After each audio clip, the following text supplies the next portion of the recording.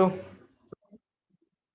Hello बच्चों, आज का हमारा टॉपिक है wheat stone bridge and the application of Wheatstone bridge.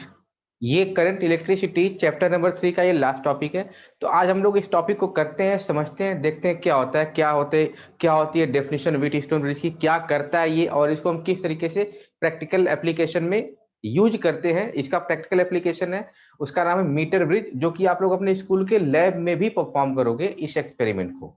तो सबसे पहले हम लोग करेंगे, देखो हमारा क्या रहेगा आज का प्लानिंग। सबसे पहले हम लोग करेंगे व्हीट स्टोन ब्रिज, कंप्लीटली समझेंगे उसको, और उसका बैलेंस ब्रिज इक्वेशन डिराइव करेंगे। देन आफ्टर इसको इसका एप्लीकेशन करेंगे हम लोग metre bridge. Now come to the topic Wheatstone bridge. Okay, the topic is Wheatstone bridge. अब इसको डिफाइन करने के लिए कैसे डिफाइन करते हैं हम लोग? It is an arrangement of four resistances.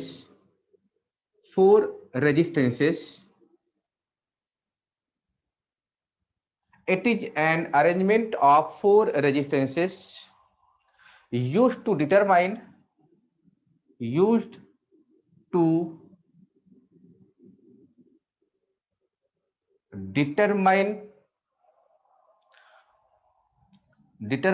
one of these resistances, one of these resistances quickly and accurately.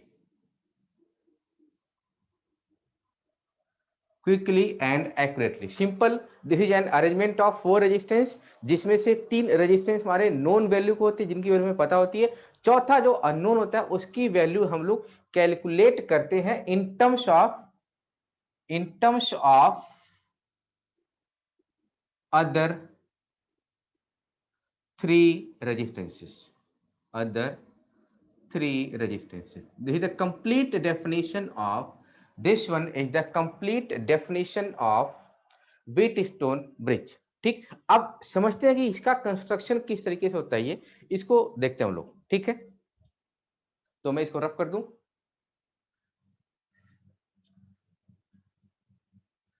दो क्या होता है इसका कंस्ट्रक्शन, किस तरीके से बना होता है ये होता है हमारा एक रेजिस्टेंस, इसका नाम दे दिया हमने P। गुड। ये होता है हमारा दूसरा रेजिस्टेंस, जिसका नाम दे दिया हमने Q। ये होता है तीसरा रेजिस्टेंस, जिसका नाम दे दिया हमने R। और ये हो गया हमारा तीसरा रेजिस्टेंस, जिसका नाम दे दिया हमने S। ठीक, PQRS। ठीक, ये पॉइंट हो गया A, ये पॉइंट हो गया B, ये पॉइंट हो गया C, और ये पॉइंट हो गया D। Connect the battery between A and C, और इसका कनेक्शन बहुत ध्यान देखना है। ठीक, and connect the galvanometer between B and G। connect the galvanometer between B and G। ये थोड़ा सा ओके, PQRS। तो ये हो गया हमारा complete arrangement of Wheatstone bridge. ठीक, ये हो गया हमारा complete arrangement of Wheatstone bridge. अब होता क्या है, ये गैल्वेनोमीटर है, और इस गैल्वेनोमीटर के थ्रू करंट फ्लो होती है, जिसको हम लोग नाम देंगे IG। मतलब करंट थ्रू गैल्वेनोमीटर जो आएगा उसको हम लोग नाम देंगे IG। ठीक, अब होता क्या इसमें देखना ध्यान से, जहां पर G है, G को हम कंसीडर करेंगे, G is equal to galvanometer resistance. होता क्या है कि G से हम लोग इंडिकेट करते हैं गैल्वेनोमीटर को, बट इसकी अपनी कुछ एक रेजिस्टेंस वैल्यू होती है, उसके लिए कोई हम अलग से सिंबल यूज नहीं कर रहे, उसी को हम लोग मान लेंगे गैल्वेनोमीटर रेजिस्टेंस। और IG is equal to current through galvanometer, what, current through galvanometer, इस बात को समझते हैं, ठीक है। तो ये तो हो गया हमारा बैलेंस, सॉरी ये तो हो गया हमारा व्हीट स्टोन ब्रिज। अब इसका एक होता है balance bridge equation. Balance bridge equation, अब वो बैलेंस ब्रिज इक्वेशन क्या होता है समझो ध्यान से।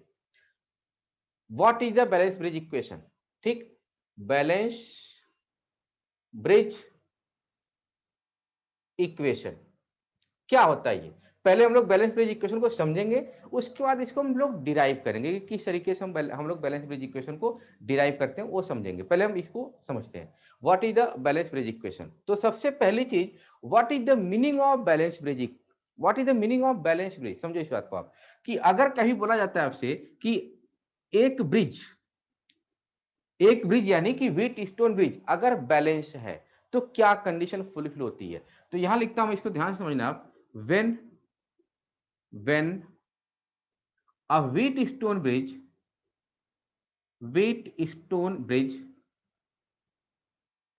is balanced,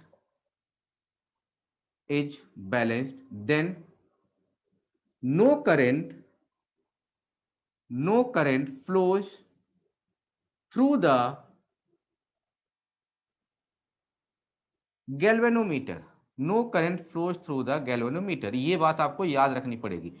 That is Ig equal to 0, क्या बोला मैंने, Ig equal to 0, current through galvanometer is equal to 0, ठीक, ये होता है। अब जब हमारा ब्रिज बैलेंस होता है तो ये कंडीशन हो गई, और जब हमारा ब्रिज बैलेंस होता है उस टाइम पे हम क्या करते हैं, आमने सामने का मल्टीप्लीकेशन इज इक्वल टू आमने सामने का मल्टीप्लीकेशन। क्या बोला मैंने, जब ब्रिज बैलेंस होता है तब अगर इसके थ्रू कोई करंट फ्लो हो रही है, यानी आईजी की वैल्यू 0 नहीं है, कोई करंट फ्लो थ्रू हो रहा है थ्रू गैल्वेनोमीटर, तब ये एप्लीकेबल नहीं है। कब एप्लीकेबल है, जब आईजी की वैल्यू 0 है, दूसरे शब्दों में बोले तो ब्रिज ब्रिज हमारा बैलेंस है। तो उस टाइम पे क्या होगा, आमने सामने का मल्टीप्लीकेशन इज इक्वल टू आमने सामने का मल्टीप्लीकेशन करो सेकंड पॉइंट में, P into S is equal to R into Q, P into S आमने सामने का मल्टीप्लीकेशन इज इक्वल टू आमने सामने का मल्टीप्लीकेशन, तो R इंटू क्यू। और इश्यू को आप लोग लिखते हो, कैसे लिख सकते हो आप, Q को आप इधर ट्रांसफर करो तो ये हो जाएगा आपका P by Q is equal to R by S, को आप इधर लेके आएंगे क्या बन जाएगा, P by Q is equal to R by S. और इसी को हम लोग बोलते हैं, this one is called the balance bridge equation. क्या बोला मैंने, इसी को हम लोग बोलते हैं balance bridge equation. This equation is known as balance bridge equation, बहुत अच्छे से समझना होता है। तो एग्जाम में क्या आता है, you have to define the Wheatstone bridge, give the definition of Wheatstone bridge, then after derive the formula for balance bridge equation. तो अभी आपको बताया मैंने कि what is the formula for balance bridge equation, how can we derive this balance bridge equation. तो now come to the part derivation of balance bridge equation, ठीक, note करो इसको आप। Now come to the derivation part, करते हैं इसको derivation को हम लोग।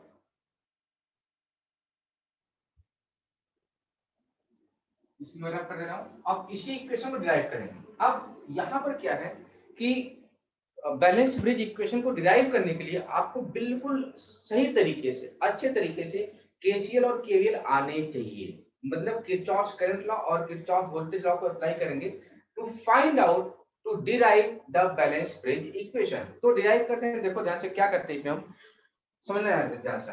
ये है बैटरी का पॉजिटिव पोलैरिटी और ये नेगेटिव पोलैरिटी, यानी यहां से करंट निकली आई, यहां से करंट निकली आई। ये करंट जब हमारी पहुंची नोड ए, जंक्शन ए पर जब ये करंट पहुंची, तो ये करंट यहां पर डिवाइड होगी between this and this.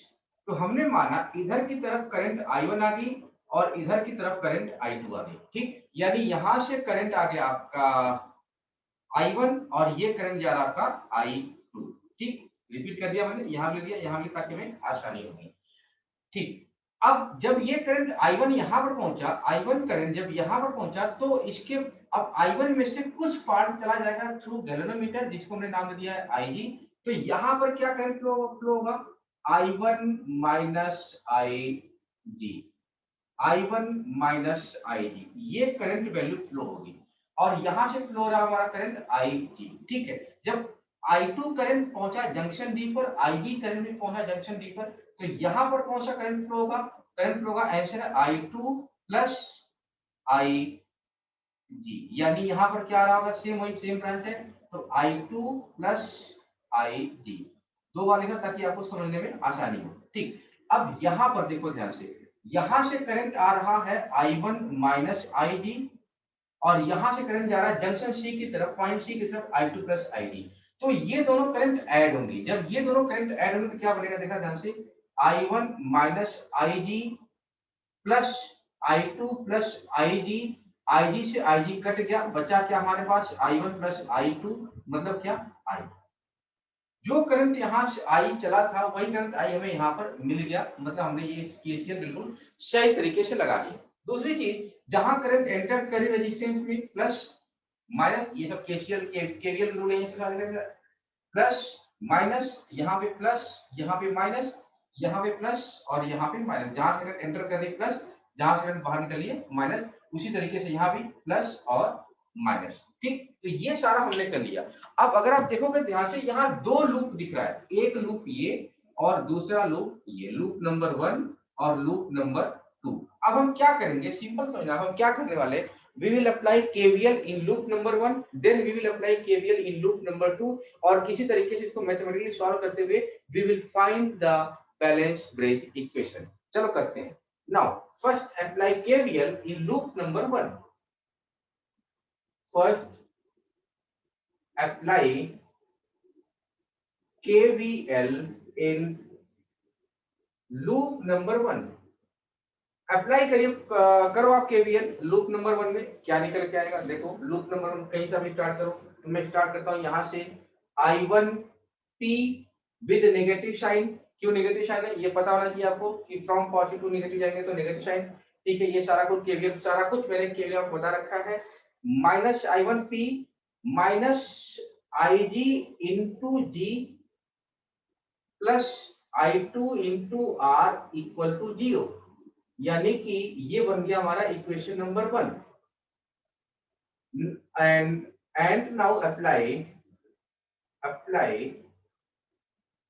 KVL in loop number 2।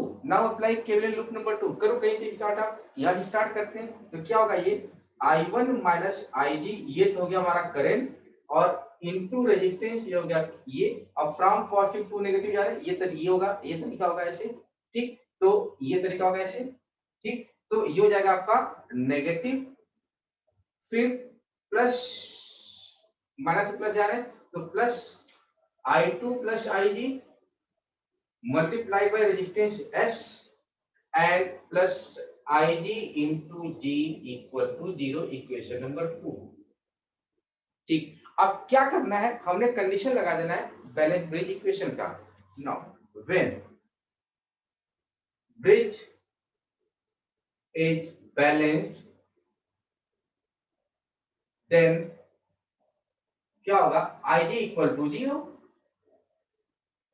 Balance condition है हमारी IG equal to 0, so equation 1 and 2 can be written as, equation 1 and 2 can be written as, how can be written as, पूरे equation में IG की value 0 कर दो, देखो क्या निकल के आता है। इक्वेशन 1 को देखते हैं, minus I1P minus 0 IG 0 into G plus I2R equal to 0, तो minus I1P is equal to minus I2R, minus sign से माइनस साइन कट गया, हमारे पास बचा क्या? I1P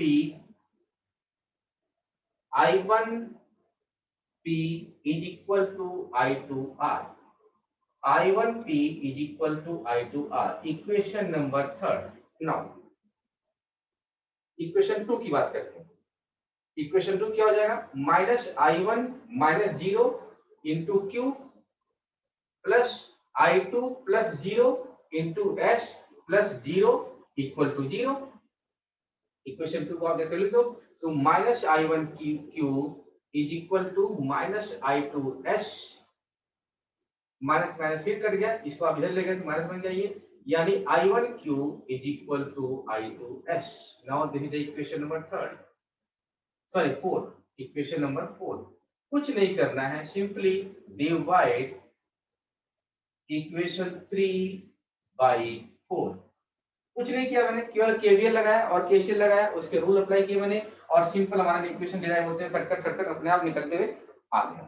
ठीक, तो डिवाइड करो, I1P upon I1Q is equal to I2R upon I2S, I1 से I1 कट गया, I2 से I2 कट गया, बचा क्या हमारे पास, P by Q is equal to R by S।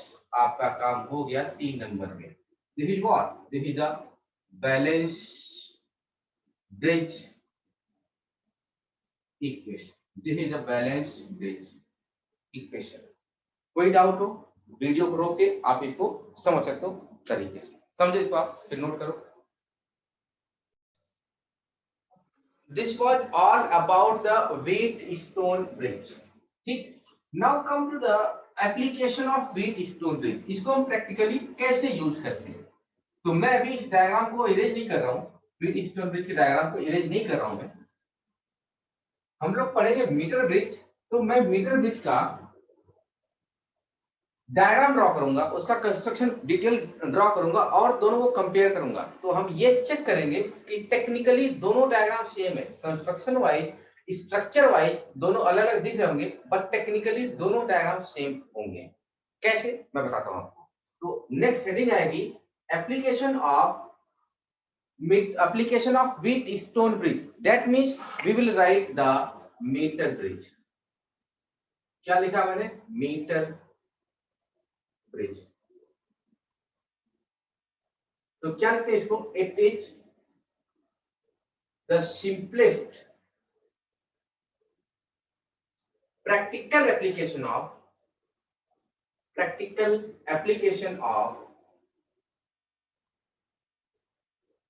Wheatstone bridge, practical application of Wheatstone bridge. It is the simplest practical application of Wheatstone bridge used to measure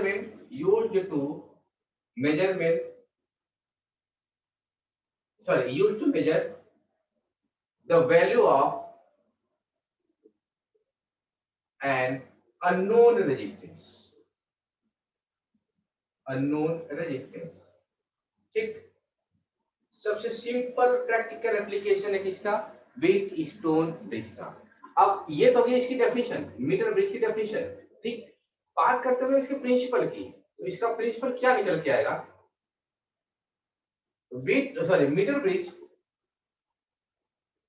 metre bridge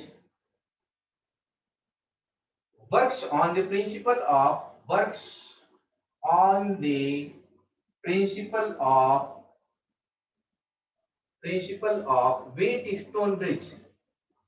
Wheatstone bridge works on the principle of Wheatstone bridge. It works on the principle of Wheatstone bridge. अब Wheatstone bridge में होता क्या है, balance bridge equation होता है, balance bridge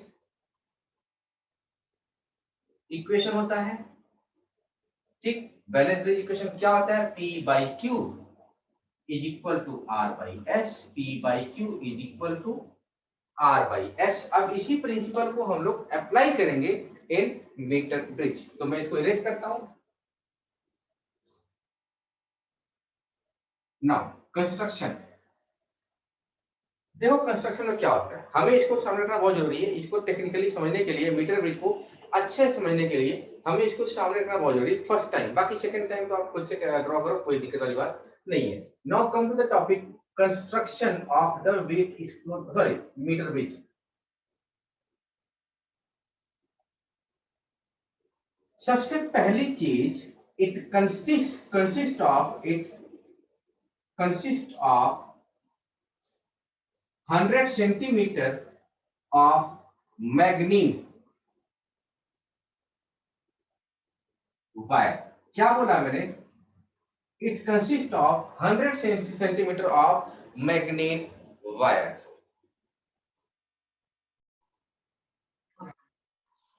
of uniform cross section, uniform cross section draw करते हैं इसको। ये हो गया हमारा 100 सेंटीमीटर, 100 सेंटीमीटर लंबाई का यूनिफॉर्म क्रॉस सेक्शनल एरिया का मैग्नीट वायर। ठीक, अब देखो क्या करना होगा इसमें। यहां पर लगे होते हैं कॉपर स्ट्रिप,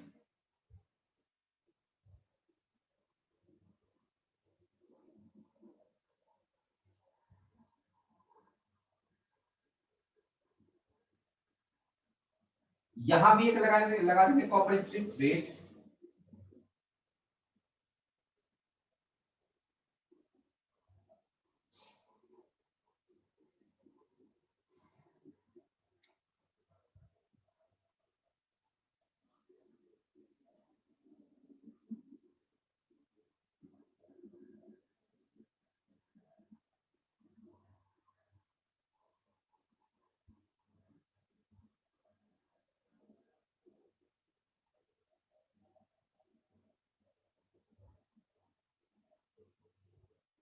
करेक्ट, ओके।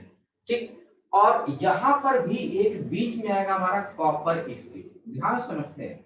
इसको लिखते हैं हम लोग point number A, that is point number A, and this one is point number C, and this one is point D, this one is point D. ठीक, ये तो हो गया हमारा पॉइंट डी। अब आगे क्या करना है देखते हैं इसमें।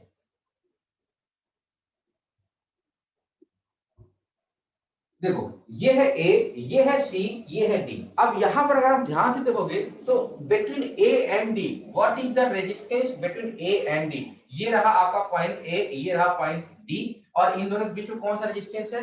Resistance R. तो इन दोनों के बीच में आप कर रहे हो connect resistance R, this one is the resistance R. ठीक, यहां पर अब देखो बिटवीन सी एंड डी, ये रहा सी और ये रहा डी, सी और डी के बीच में क्या है? तो ये हो गया हमारा रेजिस्टेंस एस, और ये जो एस रेजिस्टेंस है इसी को हम यहां पर ले लेते हैं अननोन रेजिस्टेंस। क्या ले लिया हमने? Unknown resistance, unknown resistance. और ये जो आर है ये आपका मान के चलो आप, ये आपका नोन रेजिस्टेंस है। आप इसको इंटरचेंज भी कर सकते हो, कोई दिक्कत वाली बात नहीं है। हमारा पॉइंट ए हो गया, हमारा पॉइंट डी हो गया, हमारा पॉइंट सी हो गया, बचता पॉइंट बी। ये रहा बी और ये रहा डी, ये रहा डी, और बी अभी हमें कहीं दिख नहीं रहा है। तो हम क्या करने वाले हैं मेरा ध्यान से आप,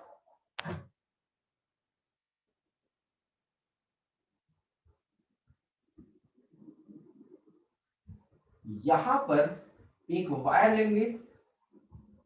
ठीक, इस वायर के थ्रू वेट, इस वायर के थ्रू हम लोग कनेक्ट करेंगे यहाँ पर एक resistance box, and with the help of this resistance box हम यहाँ कर देंगे कनेक्ट गैल्वेनोमीटर। क्या करेंगे? Connect galvanometer. अब ये जहां भी गैल्वेनोमीटर इस वायर को टच करेगा, इस पूरे वायर को टच करेगा जिसकी लंबाई 100 सेंटीमीटर है, वो पॉइंट हो जाएगा आपका बी। ये रहा बी, ये रहा डी। तो आप ध्यान से देखो बी और डी के बीच में यहां पर क्या है? बी और डी के बीच में यहां पर क्या है? बी और डी के बीच में क्या है? यहाँ पर गैल्वेनोमीटर। ठीक, और अभी एक ही छूट रहा है, ए और सी। ए और सी के बीच में क्या है? बैटरी। ए और सी के बीच में क्या है? बैटरी। तो कनेक्ट करते हैं हम लोग। ये रहा ए, ये रहा आपका सी।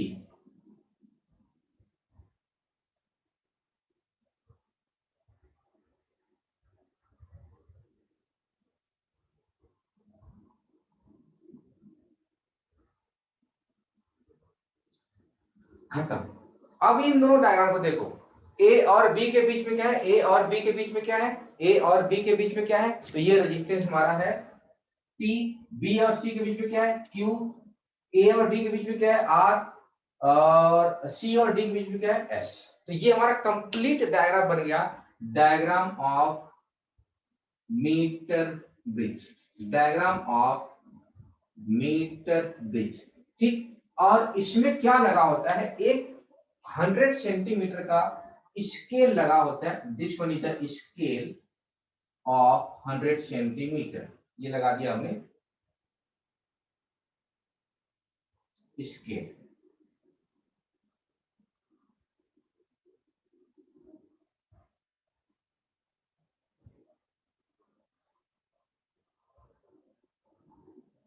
ये हो गया हमारा स्केल। ठीक, अब आप इसको इरेज कर सकते हो, इसकी जरूरत खत्म, आपने दोनों को रिलेट कर दिया, हो गया काम, इसका काम खत्म। Now how can we calculate using the principle of Wheatstone bridge the value of this unknown resistance S, value of this unknown resistance S। ठीक, तो देखो क्या होगा, let us suppose sigma is equal to resistance per unit length, resistance per unit length, total length of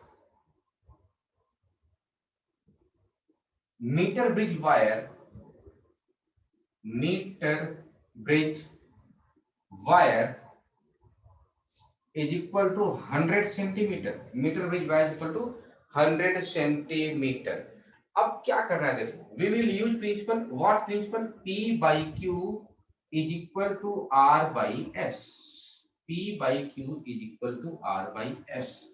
यहां पर R resistance आपने connect कर रखा है, S रेजिस्टेंस भी हमने कनेक्ट कर रखा है, बट P तो ए बी के बीच का लेंथ है, और ये P वेरी कर सकता है, मतलब B कभी यहां होगा, B कभी यहां होगा। अब B पॉइंट क्या है, देखो ध्यान से, हमने क्या बोला था कि balance bridge equation, in the case of balance bridge क्या होना चाहिए, no current will flow through the galvanometer. तो जैसे ही आपने यहां पर आप एक की लगा लो,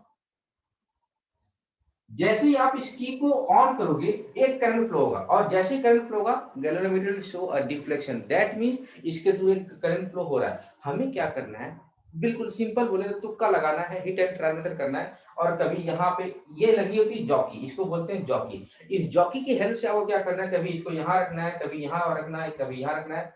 उस जॉकी को मूव करा करा के आपको देखना है, actually hit and trial method से देखना कि कहां पर इसके थ्रू कोई करंट फ्लो नहीं हो रहा है। ठीक है, तो यहां मैं लिख देता हूं इसको,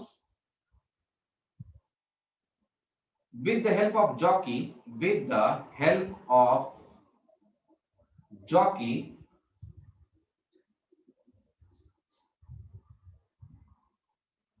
slide it over the wire, over the wire, jockey को ओवर स्लाइड करना है वायर के ऊपर, slide it over the wire to find a point, to find a point at which no current flow through the galvanometer, no current flow through the galvanometer।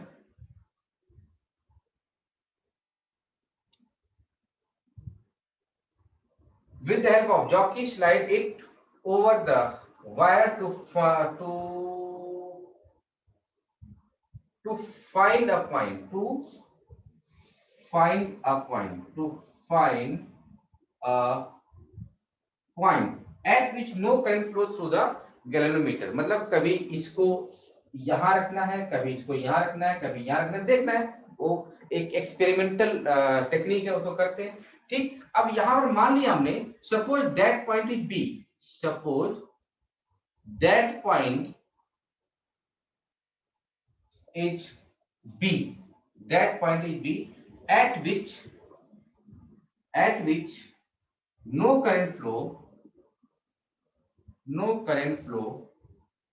through the galvanometer, through the galvanometer।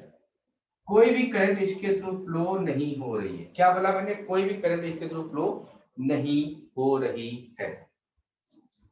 ठीक, तो रब करता हूं इसको, क्योंकि इतना history बचा हुआ मेरे पास। Okay, no current flow through the galvanometer. ठीक है, now suppose AB is equal to L, मतलब इसकी लेंथ है L। अब ये L कितना है? देखो, ये रहा आपका A से स्टार्ट किया, इसके लगा है, और इसकी लेंथ मेजर कर लिया आपने। Suppose this is the L, ये हो गया हमारा L। तो ये कितना बचेगा? BC कितना बचेगा? BC कितना बचेगा? दैट विल 100 माइनस L आया ना? दैट विल 100 माइनस L, दिख रहा है? थोड़ा और इसको लिखता हूं, 100 माइनस L। ठीक, ये हो गया P। इसको चलो इसको लिखो P। ठीक, तो length of AB is equal to L and length of BC is equal to 100 minus L। Now अब वही प्रिंसिपल अप्लाई कर दो। So P by Q is equal to क्या? What is P? Resistance of wire AB is equal to what is Q? Resistance of wire BC, resistance of wire AB upon resistance of wire BC। ठीक, तो P by Q is equal to क्या हो जाएगा? P by Q is equal to क्या हो जाएगा? Sigma is equal to resistance per unit length, then what is the resistance of L? तो sigma into L upon sigma into 100 minus L is equal to R upon S। ठीक, now we can write it sigma L upon sigma 100 minus L is equal to R upon S। Sigma sigma cut गया, बचा क्या हमारे पास? इसको हम लोग लिख सकते हैं इस तरीके से, R upon S is equal to L upon 100 minus L। क्योंकि हमने S को अननोन लिया यहाँ पर, और R की वैल्यू हमें पता है। ठीक, तो S upon R we can write it 100 minus L upon L multiplied by something नहीं, ये R चला जाएगा इधर, तो S इज इक्वल टू आ जाएगा आपका into R। In this way we can calculate the unknown resistance S। ठीक, समझ में आया? ये हो गया फॉर्मूला का, formula for calculation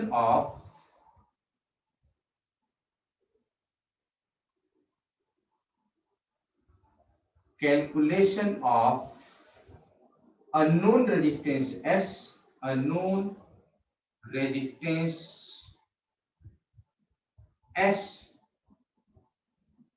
with the help of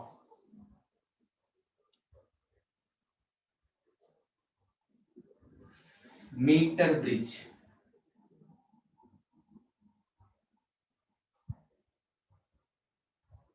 with the help of meter bridge। खत्म हो गया ये टॉपिक हमारा। This is the complete explanation about Wheatstone bridge and उसका एप्लीकेशन मीटर ब्रिज। ठीक है, थैंक यू, मिलते हैं नेक्स्ट वीडियो में। Okay, bye.